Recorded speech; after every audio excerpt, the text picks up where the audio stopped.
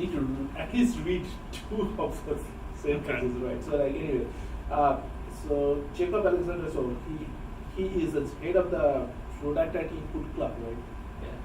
So a company actually he founded in 2014, along with 3 other impassioned keyboard enthusiasts, right? So changed the trajectory of the keyboard industry. So he is actually very interested in the how the keyboards, like the mechanical part of the keyboards, how it's developed, and what are the behaviors of human behaviors also associated with the when you press the keyboard, when you are doing different tasks with the keyboards. So he has been associated with many companies, and he, I think, himself has 600 keyboards in his repository. Yeah, so if you are someday going to San Francisco, so yeah, you can just pick him up. Okay. So he is very much enthusiastic having that. So which one do you use yourself? It depends. I actually quite like Topre keyboards, mostly because it just works. All the keyboards I make, I'm an engineer, so it's always breaking, so I like to use like a working keyboard at the same time. But I also do use some of my keyboards. Okay. Yeah, so we are very interested like to have their talk because he will share their different experiences, what he has got while collaborating with keyboard community. Okay, over to you. Thank you. Jess, I'm Jacob. I founded this company called Input Club, and it's really about how to move the keyboard industry forward. Keyboards have been stuck in the 1980s for a very long time. Only until recently have there's been any interest whatsoever to spend a little bit more money. There's no research done, nothing. I know many friends who've tried to look for research, doesn't exist. No one's really interested in what makes a keyboard, but everyone uses a keyboard, right? Why? So for me, I like switches. I really like switches.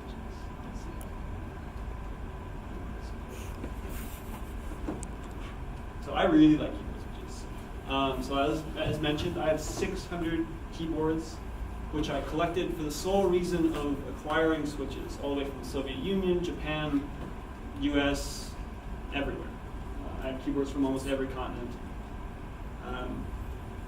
But in 2012, I kind of realized something. I'd slowly gotten all these keyboards, but something was missing. What was missing was that companies were no longer interested in what went into keyboards anymore. They were only interested in cheap, small, looks pretty like Apple. That was all they're interested in. They were actually not interested in usability whatsoever. They did not care. So I was looking at all these patents from old designs. They're freely available, they've all been expired. So why do not companies just take these? The 80s was a golden age because there were so many patents. You could not use these designs anymore. But they're all open. All these designs are open. Manufacturing capabilities are so much more than they've ever been. Why are companies not using them? So I set out to think about what needs to change for this to happen. Because companies are not interested in putting money to this. So, sorry, I have a lot of things. So, okay. So what's a keyboard switch? So we had the previous talk what button is, but keyboard switch is just a physical manifestation of a choice. And that physical manifestations what this talks about, the choice part in a electrical engineering sense is a whole nother talk. You can talk a very long time, Hall effect, optical, inductive, capacitive. I'm very familiar. We're not going to talk about that here. But the physical part is actually how it feels. Like when we play piano or we do stuff. That's what this talks about. Physical manifestation is tactility. That's how the world views. It's tactile. And what I like to show from tactility is that the human brain has a large portion of it dedicated just for tactility. Neat homunculus of the brain picture that anyone in HCI has probably seen before. It also is a really good indication of why keyboards are not going anywhere. Because the human brain has so much so many neurons dedicated just to it. So it's not going anywhere. The fun part for people who like to do research on it is we understand very little about a keyboard and how a keyboard should actually look like. Why does a keyboard look like a typewriter? Why does Japanese use a QWERTY keyboard? Why does Chinese? Why do all these languages fixate on a keyboard? And that's more historical significance than actual design and what goes into it. The other part that gets interested from a business perspective is that what is good tactility? What is good? Because if you could say what the good or the best, you have a very good business proposition because everyone will want that. How do you even say what's a good pair of shoes? It feels good. Oh, it feels bad. What does that mean? Nobody really knows. You can trust a reviewer or various things. And so the human language, like English, Japanese, whatever, has no means or ways to actually describing what that is. So you can, if you can take it to sort of engineering or scientific data, you can say, okay, here's a sheet. This is why it's good. But in terms of language, saying it feels good does not mean anything other than you need context. Lots of context. Can I make a random remark? Oh, yeah, sure. So there's an area called psychophysics that tries to map physical stimulation to psychological experiences and tries to find the functions that do exactly that. So there's an attempt to do that. There's attempt. But as of now, as a consumer, there's no mapping of, please read my mind and figure out what I like. Though, if someone can figure that out, they would be very rich. So what I did was I set out, just like your lab, is I built my own force tester. Fairly simplistic. It goes down as a load cell, detects a switch, calipers, and a speed adjustable arm. And I measure force curves of all the different kinds of switches. I work with lots of different manufacturers. All of my data is online and available for free. I don't have anything. It's just Tactility data. It's all there. Do you also have the blueprint of the device itself? Somewhat, yes. It's fairly fairly interesting for us now. Yeah, it's fairly simplistic. I had to write all the firmware myself because I realized that the load cell is too slow. You want the distance data quick enough so that the arm does not destroy itself, because you want the load cell to stop at the exact time. Otherwise, you have to tune it, because I want to measure lots of switches. I have a whole article, it's very long, about how I built this and why I built this. So how to read a force curve. This is fairly important if you want to talk about tactility. So force curve is fairly easy. You start at the beginning. The blue line is what's being pressed. Press goes towards the end, and at the very end, the force seems to go off to infinity. That's because it's ended. On the way back, the orange line, basically you start at the crux, goes to the release, and there is 2 points. There's a press, where is the activation point, the release, which is deactivation of the switch. These are generally fairly close, but mechanically they don't happen at the same time. So when you talk about debalance algorithms and various things, you need to worry about how it's jittering around.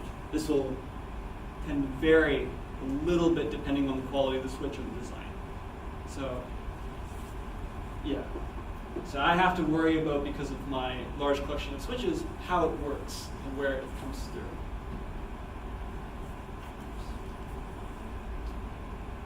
So force curve elements. So that's the basics of how to read a force curve, because I'm going to start talking about the different characteristics of a force curve and how to look at one and attempt to derive the mechanical features from the graph without even looking at the mechanical properties of the switch itself. So this design here is a Kaiwa box switch, and the brown slider here is actually a little plunger piece that pushes against a leaf spring which is attached to a electrical contact. And so, since the leaf spring is applying lateral force, the angle of the brown piece will actually change the force and the tactility. So the angle vertically is what determines how you determine the force graph itself. I did not put the kind of math to do to figure out the angle, because that's beyond a keyboard science talk, but it is rather fun. So what I'm going to start going through now is the kind of basic elements of what I kind of view general switches. So the standard element is a linear curve. So you just have a linear spring goes up. Very, very, very straightforward. Almost all switches have some sort of linear force mechanism, where it starts at some sort of preloaded value and ends at some value.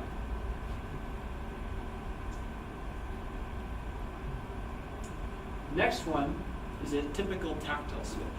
So you have an element. So you have your linear curve. So this green line shows what the switch would feel like without tactility. However, we have this sort of disturbance where the force goes up, you have the peak of the tactility, and then you come down. The downwards part is actually the leaf spring pushing back onto the slider, which negates the force required to press. That's why it dips under. This is actually fairly characteristic of sort of tactile bumps in general. You'll almost always have this because that energy has to go somewhere. So it has to be exhibited somewhere in the press, unless you have an active switch.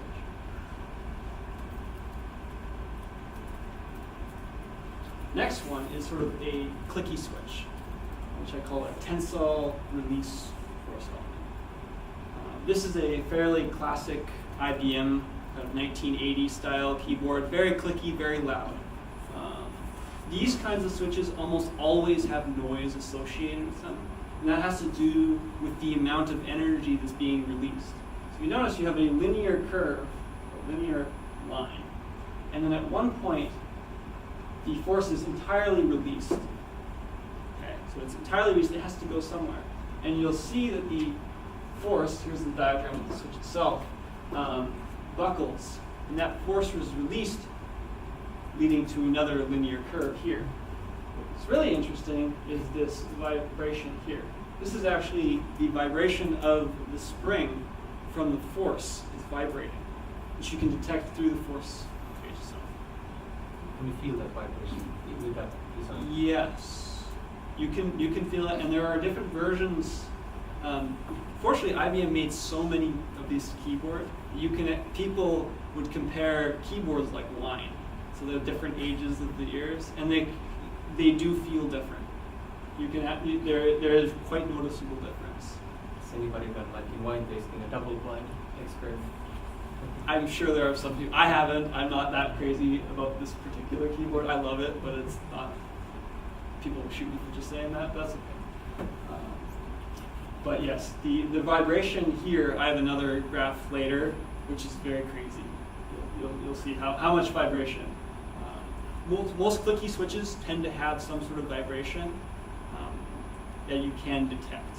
And if you look at different runs of this press, you'll actually see the vibration changes, even because it won't read accurately every time. It occurs a lot faster than what your sensor can pick up, at least on the force sensor. So these are some of the more uncommon. I'll go into them. So the first three, the linear, tactile, and tensile release are kind of the common ones. Those are what you can almost construct every switch out of. But there are others that do exist. So the first one is called an exponential ramp. This one's actually fairly hard to detect on switches. It generally is caused by a magnetic spring. So it requires a force that is shear and then slowly ramps up. So that's kind of a characteristic of a magnetic spring. It will have either high force and low, or kind of it's an exponential curve. is how just think of how a magnetic field works. The closer you are to a magnet, the stronger the field. And as you get further away, it becomes exponentially less. So here is a fun video of me typing on this particular keyboard. It has 12,000 views. I have no idea why. Original sound. 1 second. Let me see. This video is totally boring. Oops. Without the sound. That's very tempting.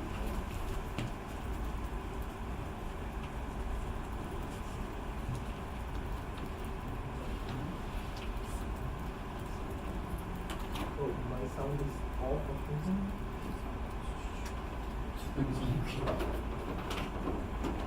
Oh, it's connected.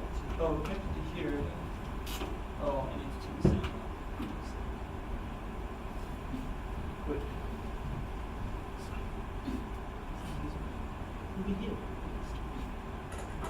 There we go. So, one more time.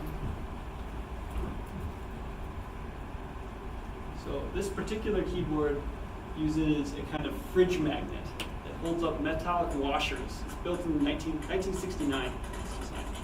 And when you press the washer down over a spring, it will catastrophically slap down on the PCB, and it'll use a capacitive sensing mechanism.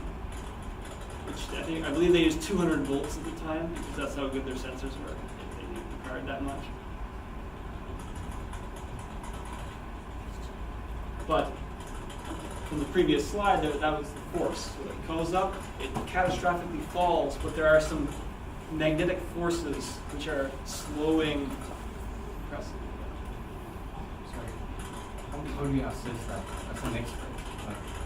The experience of So a magnetic spring, what I found, so I have a few switches that use magnetic springs in a not so great way. I find they're laggy. So they have excellent tactility, and then they kind of slag because there is kind of a slow ramp. So it's not a on-off really quickly. So if that's minimized, it works very well.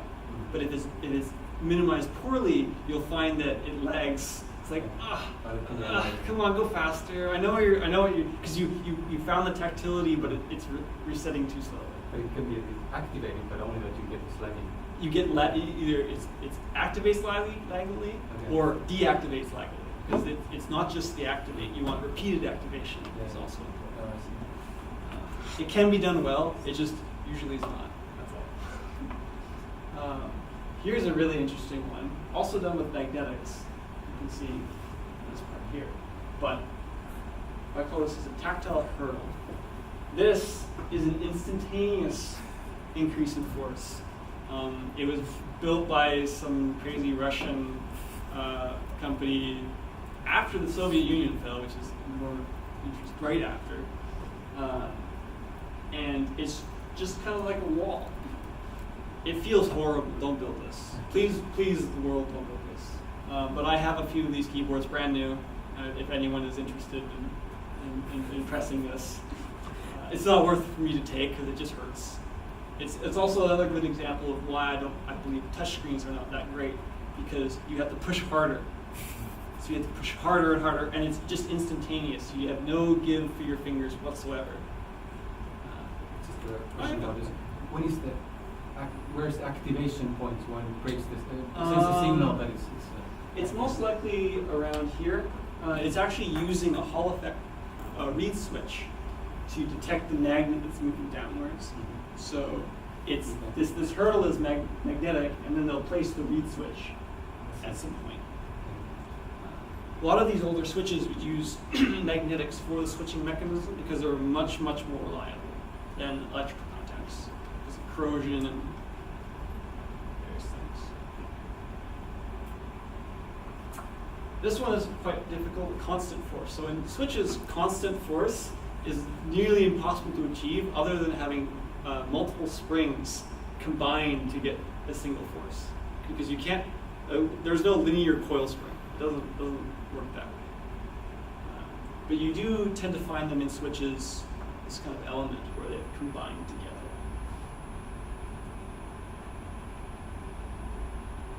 this particular switch was made by Marquardt, and it uses kind of like a butterfly-shaped click leaf. And so it flaps up and slaps down. That's how that works. Again, I mean, you said that it's hard to describe. How does it feel? This feels, well, it feels delightfully clicky. That's kind of how it is. But you have this ramp up, and then you have fall. So with tactility, a ramp up and fall is very pleasant instead of a wall that you're surmounting. A constant linear force is not a wall. It's very different than a bump or something rounded. And that's something I've been trying to kind of push across, that you can make next slide. Parabolic hump. So this is another kind of switch that's type that's not very common, where the force constantly changes along kind of a parabola. So it always feels smooth, but it's also tactile. It's not linear, it's a parabola. So why I say it's also tactile. If you press it slowly, it's smooth.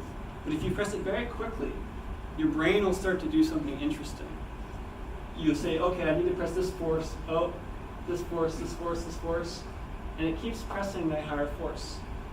The force exerted under the switch itself will actually decrease, which means your brain says something's happening. So, and the faster that you press the switch, the higher the trajectory. You can think of it like a ski jump, where you're just kind of jumping up. And this idea is something that I used in this recent switch I designed. I have the keyboard here if anyone wants to try it afterwards. So the idea here was to attempt to make the beginning of the parabola, but I had to work within the confines of the switch design, where the release, the activation had to happen here. I couldn't change that. So instead of having the bump slightly after, I have the bump starting at the beginning, and you start to press. But now you notice that you've just run into where the spring is. I put a much heavier spring, so it acts like a shock absorber. So it sort of encourages your finger not to follow through to the bottom of the switch, which is not necessary in almost all the switches that I've shown, because your activation, deactivation is in the middle, not at the end. So there's no reason to press the whole way.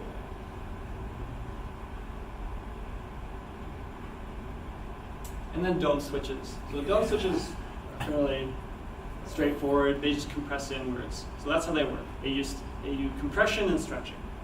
That's how they work. So they compress and stretch. And it's usually just a variation in that. Is there any serious evidence that dome switches are not as good as mechanical? In consistency, they are not as good. Topre is about the best, and they can get plus minus, is it 20 grams? I think it's 15. You made them more heavier. Yeah, it was at least double. The tolerances you can get on a mechanical spring are much easier to get in consistency in rubber across an entire sheet. That's the main part. In terms of are they better or not, I think they're equal. It's how the design is implemented. You can design extremely well dome switches. Topre is a good example, and you can make extremely crap mechanical switches. Yeah, I won't name names. People will hunt me now. So what I try to do is actually design switches using force curves. So that last switch I just showed you, I actually drew out on a piece of paper saying, I want to make this. I went through and said, okay, these are the aspects that can change. I want to build this, and so I did. That's what I built. So what's much easier to do is to start from a design that actually works. So a working design, like a Cherry MX style, a box switch, and then say, okay, here are the aspects that I'm allowed to change. Instead of saying, okay, I'm just going to design any arbitrary switch, which is a lot harder problem than customizing the aspects of it.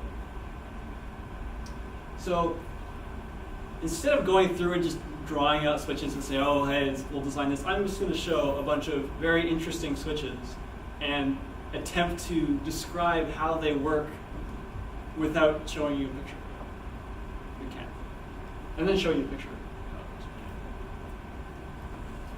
So here is a Fujitsu leaf spring. So different aspects that we can see here. So very clearly, there's a little bump here. So there's a tensile release. So it's in theory, clicky switch. That's fairly, it's not a very big clicky switch. It's probably a fairly light sound. There is a very linear portion right here. So I've almost guaranteed there's some sort of coil spring or leaf spring, which is actually a much more consistent than a coil spring, because a coil spring will actually bind as it goes down. A leaf spring is much more consistent. Turns out that's exactly how it works. So here are two versions of it. So here we have a leaf spring that presses down. And then down here, this is about the same as here. So there's a metallic dome. So you press on the dome enough, it will catastrophically drop. And then you still have a leaf spring to continue. That's it. Next one. So yeah, I was talking about the vibration. So yes, so here is a bunch of pictures of the switch itself. So let's start from the top. So there's a little plastic slider piece. Goes on top, there's a little coil spring. And there's this cutout, which is another mechanical spring. So there's two springs on top of each other, so it's just sitting there. This piece is actually freestanding. And then this interacts with this piece, which contacts this. It's kind of like a functional dome. It's actually very similar to what Apple uses in their new keyboards. They don't actually use a dome switch, they use like 4 quadrants of metallic leaves that come down. So the reason why it vibrates so much is that when you press down, it works great. When you release up, the dome will retract back into position. You no longer have force from the top, and this middle piece here will constantly vibrate between the two springs. So it's just going to do this, which you can very much hear or feel because it's just going to whack back and forth. And repeated presses work fine on the switch. There's no problem in actually functionally pressing. It just really it's almost like a buzz.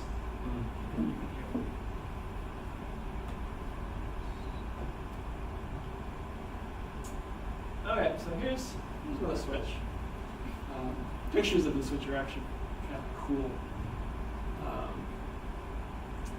But how do you describe the switch? It's kind of this bump, but then it goes the other way. It almost looks like a dome. It's not a dome. It's definitely not a dome. The release here, okay, it looks like a tensile release, so there's some clicky mechanism to it. It's not very clicky, but it's clicky. So what's going on? So one thing to think about is that you can actually combine different springs. So there's 2 springs going on here. There is a linear spring, and then there's some sort of a smoothing spring, which is adding on a varying amount of force as you press it. So this is a switch. It's entirely made of metal. It was designed for, very corrosive environments. So you screw it down. It's hard to see in this picture. However, on the bottom is a micro switch. So it's just a standard micro switch that you go down and click with. That's where the tensile release comes from. The coil spring is the standard linear spring. However, here there is a metallic leaf. I don't know if you've looked at lots of micro switches. They usually have a metallic leaf that comes down. And so as the coil spring is on the end, it will slowly deflect until it presses the contact. So this will have a smoothing effect over the coil spring. And then from the opposite, is once you've pressed it, it's gone the full way. So the spring, the leaf spring will actually go in the opposite direction. It'll start to add force to it, and that's why it goes in the other direction. So, yeah, leaf springs have very interesting properties depending on how they're used. And here's, I don't even know what to say about this one. Oh, I do know what to say about this one. But this is one of the most bizarre switches I've ever used. I've tried. I have a couple. It's tactile. It feels heavier than it is, which is really bizarre. It does not feel, so this is at 35 grams, which is actually fairly light for a keyboard switch. It activates at a good spot. So if I go back from the ski jump idea, so I press, I'm just going to shoot down to here. Pressing quickly, you will never feel this section here, ever. So all it feels like is someone holding like an elastic band and kind of shooting over. It's kind of what I feel like. So to get this, well, you have a linear curve here. This actually is a spring with almost no preload whatsoever, which is not common in switches. The reason being it's very laggy. You have a spring with no preload. And then you have some sort of leaf or something that has tension initially, but gets easier to bend. So either there's compression or there's something going. So this is what the switch looks like. So there is a two-pronged leaf, which helps, I believe that's the contact mechanism, and a horizontal spring that's actually buckled by default. So the buckling spring from the IBM keyboard is buckled when you activate it. This is buckled by default, and then you buckle it the other way. That's what it's doing. And so that's how it achieves the tactility, instead of using sort of plastic. Oh. This is the last one. So this is a Kaiwa box white switch, very easy to obtain nowadays. So you have your standard linear curve here, but then you have this piece here. So it's not really a bump. It's not a tactile bump because it suddenly releases. So it's very clearly tensile release. So how do you do that? So you built up this kind of odd force here, and then you release it. So it turns out you can use a torsion spring, almost like playing a piano. So you're flicking, or like harpsichord, where you're flicking a wire. So there's a little torsion spring. I'll have another picture in a second, where it builds up tension and then it pushes the wire out of the way and slaps out.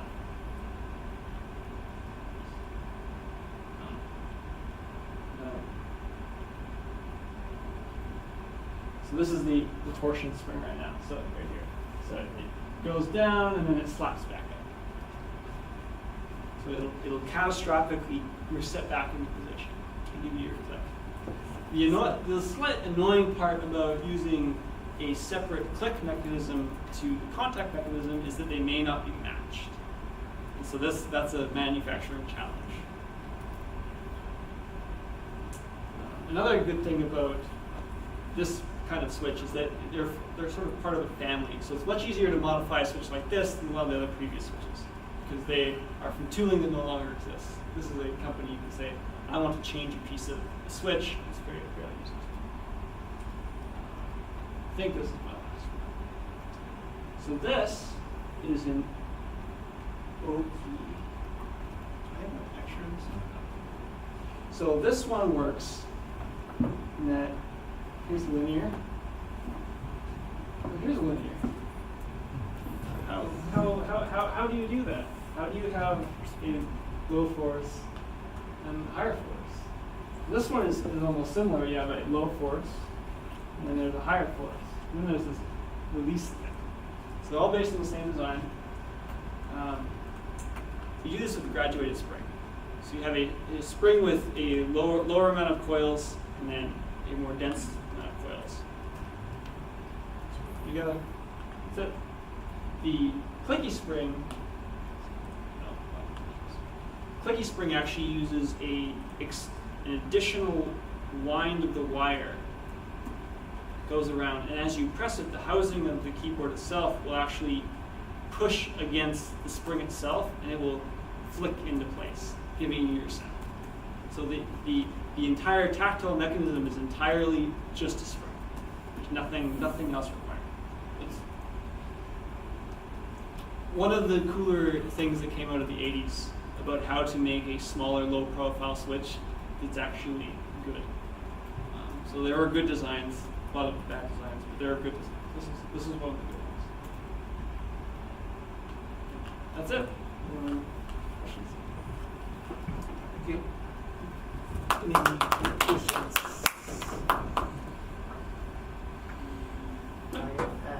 I'm also interested about keyboard and using a corporate keyboard Mm-hmm. as well. So, but mechanical keyboard is still common with outside Japan. So that's a funny story. So I used to work in Japan in 2009, and at the time, Japan was the center of the world for keyboards because it was the only place you could buy one. South Korea was a minor exception.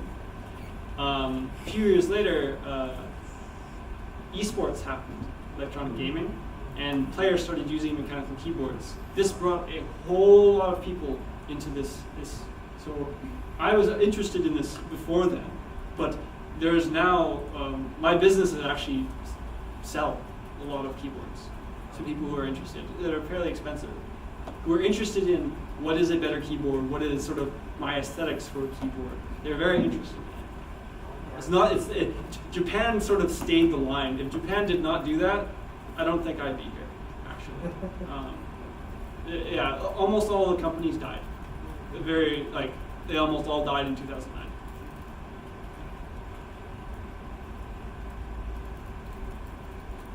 Any other questions? Okay. Thank you for presentation. Just now I'm trying to making my keyboard myself. So, but for beginner, it's difficult how to choose the key switches. So please tell me how to choose. That is an excellent question. So a lot of what's difficult for a beginner. So I describe keyboards like shoes. You got to choose the one you like, and you have to try them. It's very important. So tactility. So I've tried to do a lot of work to compare, but you need a baseline for comparison. What I like will not be what you like. And that has to do with how your hands are built, what you're used to from previous experiences. So it's very important, and that's why I actually help people like Vector and run keyboard meetups to get people to try them.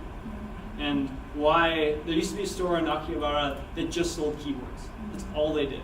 And they sold very good keyboards. They closed like a few years ago, as I said. But you could go there and you could actually try them. So what's more important is to try the different kinds of switch, like a linear switch, a tactile switch, a clicky switch. And then you can look at my graphs or other people's manufacturers' graphs and say, okay, based on what I like, here are kind of my options. Saying what you do like. Because you can spend infinite money. It's very much like cars or audio, like audiophile things. Is that you need to sort of say, okay, here's where I start. You should almost be guaranteed that it won't be the optimal decision. You have to start somewhere. Because no one's built what you want. Your perfect keyboard, no one has built it. And you have to resign yourself to that. Yeah. Thank you so much. Okay. I'm planning to make a multi-part input key switch, not only vertical, or also works in side or in many directions. Mm-hmm. Yeah, but how do you think about only multi-direction inputting? So in terms of a keyboard, So I play piano and various things with my hands. So I like using my hands. So the keyboard is very good in terms of it's one directional, and so it allows your finger to say, I only have to do this. When you have to go in multiple directions, you should actually take a look at a lot of more recent accounting calculators. They're actually designed, the domes are designed so you can press them at angles. You can press them like this. It's really interesting. These Canon accounting typewriters, you can like touch the keys like all different ways, and they're accurate every way. So you can enter numbers extremely quickly. But in terms of accurate feedback, it's more difficult because it's designed with your hand in one spot. If your hand is moving like a keyboard, you need to know how to rehome your hands. So if you can't rehome your hands because it always does this all the time. Yeah, but if I can make designs that that I do not have to make move my hand, then it would work. Yes. Yeah. Then it would work. You can definitely get a lot more information that way, and if possible, you could even get tactility in different directions. I just want to add to that it's hard to express force except with one finger at a time. Yes. Right? So nevertheless, really Yeah, your brain has to really do a lot of work because you don't want to have to think about it too much. You want, but it still would be very interesting. I'm actually doing a bunch of work to manufacture a pressure-sensitive keyboard, a keyboard switch. I know you brought up the routing. So one of the problems with routing switches, it uses an optical sensor, and it only works for 2/3 of the press. It actually is not entirely pressure-sensitive for the entire realm of the press. So I'm working on something that fixes that. Can I make a remark about that? Because you said that there was this sort of plateau of interest toward the keyboards, and then most of the button designs that you show are sort of old school or derivatives of that they are. But with pressure sensing and other forms of sensing and maybe other ways of actuating, Yes. you can actually create a whole paradigm of keys. The Samsung key I like calls intelligent input devices that can be inferring what the user is doing. I don't know, all sorts of new things come out of that. Of course, you need to build the whole keyboard and maybe even operating system level things to support that. Yes. So that's maybe a new renaissance of. Yeah, it's got sensors have gotten a lot better. That's what's really changed since the 80s is the sensors. The computational power for most of this hasn't needed to change. It's the same microprocessor in every keyboard today as it has been. But my background is software engineering, so I'm actually working on how to figure out how to get more data to computers, how to fix USB, how to provide examples of saying this is how you should do it, and then attempt to convince the major manufacturers to do it as well. But providing a solution that works everywhere as well. Because one of the reasons I did not go into academia because this stuff very much interests me in an academic level. However, I realized the problem is actually manufacturing in companies. That's why this stuff is not moving forward. So that's kind of my mission, is to sort of be that one manufacturer who will do a bunch of work to bring things forward, to convince other companies to also do work. One of the benefits of being academic is you can take a sort of longer leap and envision certain futures that would be impossible. So maybe you need both to break through from. Yes, you absolutely need both. I don't know if you have one comment. Sure. You didn't talk about velocity and so on. For example, the force displacement measurements, would they change because of the physical events that are going on, depending on velocity? And then that would of course affect the mechanoreception. Yes. You know that there are 4 different types of mechanoreceptors, and they have different sensing properties, including frequencies that they respond to. So that would definitely change. And also the tactile memories, a very brief contact time. So that's going to affect how do you sense, sort of make sense of your experience. So everything would change. Yes, everything changes with velocity, which is one of the reasons why I don't test at different velocities. Because a lot of my work started in, I have all of these switches that no one will ever press again. That is what my collection of 600 plus keep, and I have even more switches. That's a sad idea. Yeah, and so no one will press them again, and some of them are excellent, some of them are awful. And it's trying to catalog, saying, here are things from companies that no longer exist. The data will never exist on the internet. So how do I get that to people? And as I get more time, more and more resources, I can pay interns and various things to just test switches. Because I have the switches. That's not the problem. It's more of saying, okay, here, and to me this is just baseline data. This has no realm in like what I'm actually building as a company. I'll then use that data to build new things. Say, okay, influence what goes into the next switch, or why this competitor is doing a bad job. Given the funding agencies of today, it would be hard to get money for that, even from academic funding. Yeah. Nobody wants this. It could be maybe personal donations from enthusiasts and stuff like that. Yeah, and even when I started this 5-7 years ago, it was even less than it was now. Now there's actually interest in in community, enthusiast community, who have a lot of money. I know because they buy stuff for lots of money from me, but they're very interested in this kind of thing. Luis, I have time for at least 2 questions. Sure. So one thing is, I'm just really grateful that somebody does this kind of work, because I see the other side development, which is the touch screens take over, because they're multi-function displays.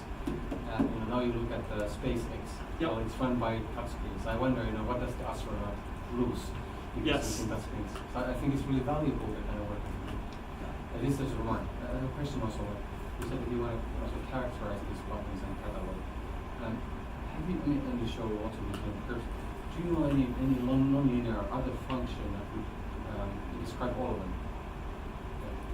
Because if I had that, then we had the force displacement design space, here neatly described. Right? I have I've been trying to write like a small paper to get around this, and one of not going that far, but that's really what I want. Yeah. What is how to characterize tactility as a single number. So across all switches, how can I say this switch is this and different, like this bump or this bump, how many bumps, what is this rating of this number? Like what is it? And then given these different aspects, like how can I compare them? Yeah, because they're all different, and they all have, I got fairly far in it, and then I remembered the magnetic spring, and that just throws the wrench into everything, because it's a constantly changing thing. It's those are really hard to deal with, because they But do you believe that such an index could be done? Because you showed that, and that in a way, to me, the richness was in how many different features and how they affect the experience. And now you want to collapse that into one movie star rating. So I'm just afraid that you lose information. You do lose information, but it's not a comparison for just that sake. So when you design something, it's just not movie star rating. It could also be like how tall they are. That could be a totally different rating. Because when you design a switch, how much lubricant do you use? What contact mechanism do you use? What is the slider type? What's the travel type? Those are criteria that are very different than how tactile is.